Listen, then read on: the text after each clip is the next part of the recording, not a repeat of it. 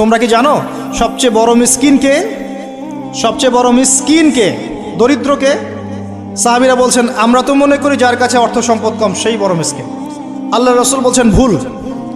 শোনো, সবচেয়ে বড় মিসকিন সেই ব্যক্তি যে ব্যক্তি পরকালে অনেক নেকি নিয়ে উঠবে, নামাজ, রোজা, হজ, যাকাত, ওমরা, হজের নেকি, বিশাল বিশাল নেকি।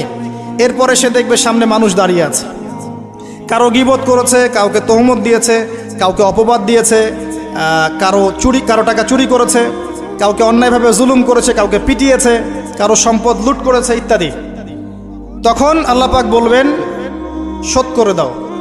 কিভাবে শোধ করা হবে? ফেরেশতারা জিজ্ঞাসা করবেন, আল্লাহর পক্ষ থেকে হুকুম আসবে এই ব্যক্তির নেকিগুলোকে ওদের আমল নামে কনভার্ট করো। বলছি শেয়ার ইট পাস করে দাও। ওটা আরো বড় টেকনোলজি হবে ইনশাআল্লাহ তাআলা। বলার সাথে সাথেই আপনার নেকি আমার নেকি দেখা যাবে চলে গেছে, নাউজুবিল্লাহ।